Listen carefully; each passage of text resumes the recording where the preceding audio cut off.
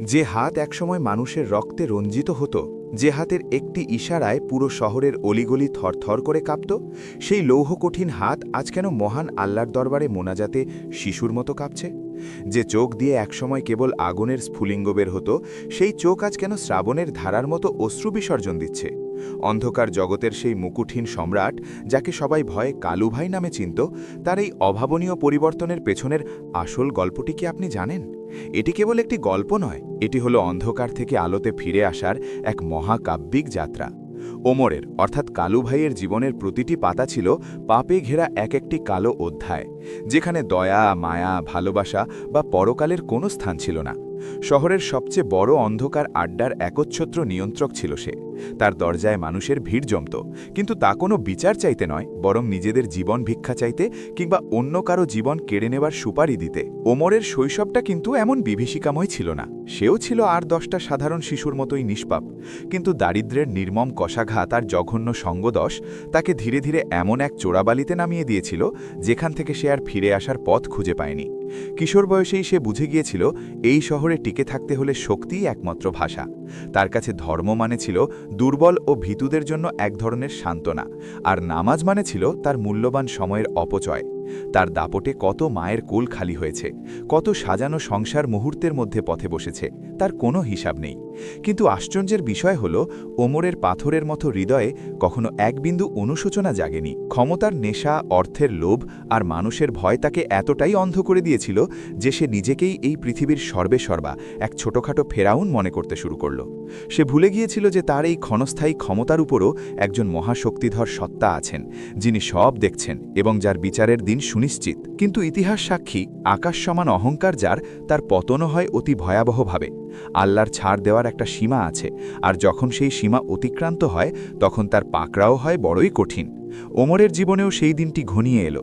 যে সহচরদের সে নিজের ছায়ার মতো বিশ্বাস করত, তাদেরই একজনের বিশ্বাসঘাতকতায় এক বিশাল পুলিশি অভিযানে সে ধরা পড়ে গেল। যে ওমরের নামে একসময় আইন আদালত থমকে যেত, পুলিশ যার টিকিটিও ছুতে সাহস পেত না, আজ তাকেই হাতকড়া পরা অবস্থায় সাধারণ অপরাধীর মতো কাঠগড়ায় দাঁড়াতে হলো। বিচারকের রায় তার যাবজ্জীবন কারাদণ্ড হলো। লোহার ভারী শিকল যখন তার হাতে আর পায়ে পরিয়ে দেওয়া হলো, ওমর তখনও তার স্বভাবসুলভ তাচ্ছিল্যের হাসি হেসেছিল।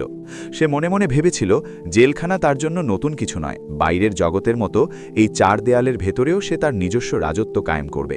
তার ক্ষমতা আর টাকার দাপটে জেলখানাও তার জন্য আরামদায়ক হয়ে উঠবে। কিন্তু বিধাতা তার জন্য অন্য কিছু লিখে রেখেছিলেন। জেলের সেই স্যাঁতসেঁতে অন্ধকার কালকুঠুরিতে যখন তাকে প্রথম ঢোকানো হলো, সে এক ভিন্ন জগৎ দেখতে পেল।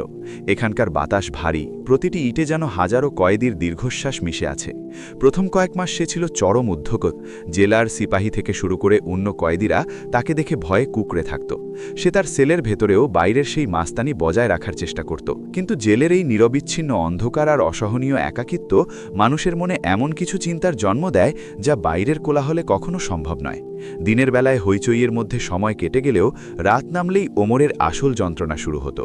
রাতের পর রাত সে যখন নির্জন সেলে একা পড়ে থাকত, বাইরের জগতের কোনো খবর নেই, চাটুকারদের কোনো ভিড় নেই, তখন তার নিজের সত্তা তার মুখোমুখি এসে দাঁড়াত। তার কানে কেন যেন অনেক পুরনো কান্নার শব্দ ভেসে আসত, সেই মায়েদের বুক ফাটা আর্তনাদ, যাদের সন্তানদের সে নিজের হাতে শেষ করে দিয়েছিল, সেই অসহায় মানুষের করুণ চাহনি, যাদের সে সর্বশান্ত করে পথে বসিয়েছিল। সে প্রাণপ্রাণ চেষ্টা করত ঘুমাতে, চোখ বন্ধ করলেই সেই বিভীষিকাময় দৃশ্যগুলো তার সামনে ভেসে উঠত। জেলের সেই 8 বাই 10 ফুটের ছোট্ট ঘরটি তার কাছে ধীরে ধীরে দম বন্ধ করা এক জীবন্ত কবরের মতো মনে হতে লাগল। তার মনে হতো, এই বুঝি দেওয়ালগুলো তাকে পিষে ফেলতে আসছে। তার এত ক্ষমতা, এত টাকা, আজ এই মুহূর্তে তার কি কাজে লাগছে? সে অনুভব করল, সে আসলে ভীষণ একা। এই বিশাল পৃথিবীতে তার আপন বলতে কেউ নেই। ঠিক সেই মানসিক চরম অস্থিরতার সময় তার পাশের সেলে এক বৃদ্ধ কয়েদিকে সে লক্ষ্য করতে শুরু করল। লোকটির নাম ছিল আব্দুল করিম। তার সাজা হয়েছিল অন্য এক মিথ্যা মামলায়, কিন্তু তার চেহারায় ছিল এক অলৌকিক প্রশান্তি। জেলের এই নরকতুল্য পরিবেশেও লোকটির মুখে সব সময় একটা স্নিগ্ধ হাসি লেগে থাকত। দিনের বেলায় হাড়ভাঙা খাটুনি করার পর যখন সব কয়েদি ক্লান্ত হয়ে ঘুমে ঢুলো করত, ওমর দেখত সেই বৃদ্ধ আব্দুল করিম রাত জেগে তাহাজ্জুদের নামাজ পড়ছেন। সিজদায় গিয়ে তিনি দীর্ঘক্ষণ কান্নাকাটি করছেন আর বিড়বিড় করে কার সাথে যেন কথা বলছেন। তার সেই কান্নার মধ্যে কোনো অভিযোগ ছিল না, ছিল এক অদ্ভুত সমর্পণ। দিনের পর দিন এই দৃশ্য দেখতে দেখতে ওমরের মনে এক ধরনের কৌতূহল আর বিরক্তি দুটোই জন্ম নিল। একদিন সহ্য করতে না পেরে ওমর কর্কশ্বরে বৃদ্ধকে জিজ্ঞাসা করল, এই বুড়ো, তোমার কি মাথা খারাপ হয়ে গেছে? সারাদিন খাটনির পর রাতেও ঘুমাও না, সারা রাত বিড়বিড় করে কার সাথে কথা বলো? এই বন্ধ কুঠুরিতে কে শুনবে তোমার এই ফিসফিসানি?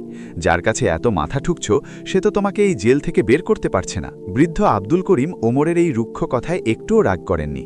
তিনি নামাজ শেষ করে খুব শান্ত চোখে ওমরের দিকে তাকালেন এবং মৃদু হেসে উত্তর দিলেন, ওমর বাবা, আমি তার সাথে কথা বলি যিনি এই 4 দেয়ালের ভেতরেও আমাকে শুনছেন এবং দেয়ালের বাইরেও তিনি আমার মালিক।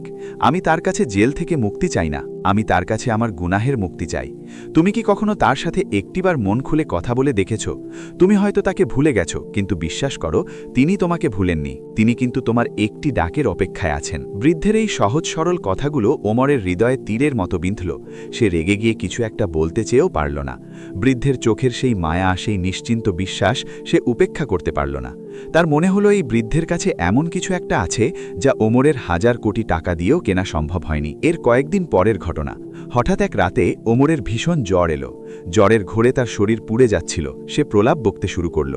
জেলের ডাক্তার আসতে দেরি হচ্ছিল। ওমরের মনে হলো আজ বুঝি তার শেষ রাত, সে মারা যাচ্ছে। এই মৃত্যুর মুখোমুখি দাঁড়িয়ে সে প্রথমবারের মতো ভীষণ ভয় পেল। তার চোখের সামনে তার কৃতকর্মের পাহাড়গুলো ভেসে উঠতে লাগল। ঠিক সেই সময় তার পাশের সেলের সেই বৃদ্ধ আব্দুল করিম তার নিজের কম্বল নিয়ে ওমরের সেলে এলেন। তিনি সারা রাত জেগে ওমরের মাথায় পানি পট্টি দিলেন, তার হাত পা টিপে দিলেন এবং তার শিয়রে বসে সুমধুর কণ্ঠে কুরআন তিলাবাত করতে লাগলেন। কুরআনের সেই পবিত্র সুর ওমরের পাথুরের হৃদয়ে প্রথমবার এক অচেনা কম্পন সৃষ্টি করল। তার মনে হলো এত বছর সে যে পথে চলেছে, যে ক্ষমতা আর দাপটের পেছনে ছুটেছে, তা ছিল শুধুই মরীচিকা। আজ সে মৃত্যুশয্যায়, আজ সে নিঃস্ব। তার কোনো বন্ধু নেই, তার কোনো ক্ষমতা আজ তাকে বাঁচাতে পারছে না। কেবল এই অচেনা বৃদ্ধ যাকে সে অপমান করেছিল, সেই আজ তার সেবা করছে। ভোরের দিকে ওমরের জ্বর কিছুটা কমল। সে চোখ মেলে দেখল বৃদ্ধ আব্দুল করিম তখনও তার পাশে বসে তাসবিহ টিপছেন। ওমর দুর্বল কণ্ঠে জিজ্ঞাসা করল, আপনি কেন আমার জন্য এত করছেন? আমি তো একজন জঘন্য মানুষ। বৃদ্ধ তার মাথায় হাত বুলিয়ে বললেন, ওমর, তুমি জঘন্য নও, তুমি পথহারা। শোনো, তোমার গুনাহ যদি সমুদ্রের ফেনা সমানো হয়, যদি আকাশ পর্যন্ত পৌঁছে যায়, তবুও আল্লাহর রহমত তার চেয়েও অনেক অনেক বড়। শয়তান তোমাকে ধোঁকা দিচ্ছে যে তোমার আর ফেরার পথ নেই, কিন্তু আমার রব বলছেন, হে আমার বান্দারা, যারা নিজেদের উপর অত্যাচার করেছ, তোমরা আল্লাহর রহমত থেকে নিরাশ হও না। তুমি শুধু একবার মন থেকে তার দিকে ফিরে এসো, দেখবে তিনি তোমাকে বুকে জড়িয়ে নেওয়ার জন্য অপেক্ষা করছেন। সেই গভীর রাতে জেলের সেই নিস্তব্ধ পরিবেশে ওমরের 2 চোখ বেয়ে অশ্রু গড়িয়ে পড়ল। যে ওমর জীবনে কখনো কাঁদেনি, যার সামনে মানুষ কেঁদে বুক ভাসাত, আজ সেই ওমর বালিশ ভিজিয়ে অঝরে কাঁদতে লাগল। এই কান্না ছিল অনুশোচনার কান্না, এই কান্না ছিল ফিরে আসার কান্না। তার মনে হলো তার বুকের ভেতর থেকে এক বিশাল পাথর নেমে যাচ্ছে। পরদিন ভোরে সূর্যের প্রথম আলো ফোটার সাথে সাথে ওমরের নতুন জন্ম হলো। সে বৃদ্ধ আব্দুল করিমের কাছে গিয়ে বলল, আমাকে পবিত্র হতে শেখান, আমাকে আমার রবের সামনে দাঁড়ানো শেখান। বৃদ্ধ তাকে পরম মমতায় অজু করা শেখালেন। যখন সে জীবনের প্রথমবার জায়নামাজে দাঁড়ালো, তার সারা শরীর তখনও কাঁপছিল। সে ভাবছিল, আমার মতো নাপাক মানুষকে কি আল্লাহর কবুল করবেন? সূরা ফাতেহার প্রতিটি শব্দ যেন তার হৃদয়ে হাতুড়ির মতো আঘাত করছিল। আর যখন সে প্রথমবারের মতো সিজদায় মাথা নত করল, সেই মুহূর্তের অনুভূতি কোনো ভাষায় প্রকাশ করা সম্ভব নয়। তার মনে হলো সে যেন এক বিশাল অন্ধকার গহ্বর থেকে আলোর দিকে যাত্রা শুরু করেছে। সে যেন তার আসল ঠিকানায় ফিরে এসেছে। সিজদায় পড়ে সে এত দীর্ঘ সময় ধরে কান্নাকাটি করল, হে আল্লাহ, আমি ভুল করেছি, আমাকে মাফ করো, আমাকে ফিরিয়ে দিও না।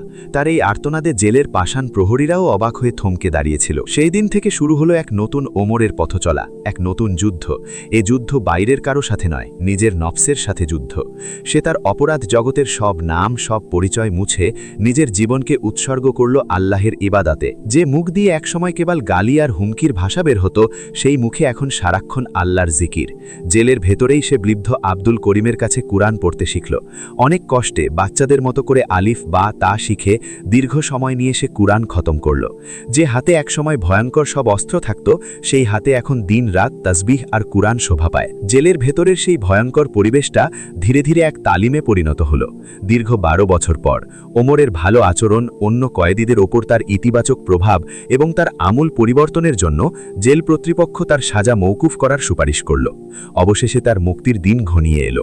জেল থেকে বের হওয়ার দিন সে তার পুরনো সব দামি পোশাক, যা সে একসময় পরত, তা জেলের ভেতরেই রেখে এলো।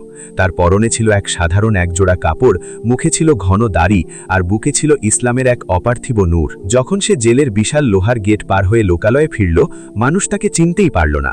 এক সময়ের ত্রাস কালু ভাই এখন এক শান্ত সৌম্য এক দরবেশ। কিন্তু শয়তান তো সহজে হাল ছাড়ে না। তার পুরনো সাথীরা, যারা এখনও অন্ধকার জগতে রয়ে গেছে, তারা খবর পেল যে কালু ভাই ফিরে এসেছে। তারা দামি গাড়ি নিয়ে তার সাথে দেখা করতে এলো। তারা তাকে আবার সেই অন্ধকার জগতে ফিরিয়ে নেওয়ার জন্য কোটি কোটি টাকার প্রলোভন দেখালো। তারা বলল, ওমর ভাই, আপনি ফিরে আসুন, আপনার সিংহাসন এখনও খালি পড়ে আছে, পুরো শহর আপনার অপেক্ষায় আছে। ওমর তাদের দিকে তাকিয়ে এক টুকরো করুণার হাসি হাসলেন। তারপর অত্যন্ত শান্ত কিন্তু দৃঢ় কণ্ঠে বললেন, আমার ভাইয়েরা, আমি সেই কাঁটার সিংহাসন ত্যাগ করেছি এক জান্নাতের চিরস্থায়ী রাজত্বের আশায়।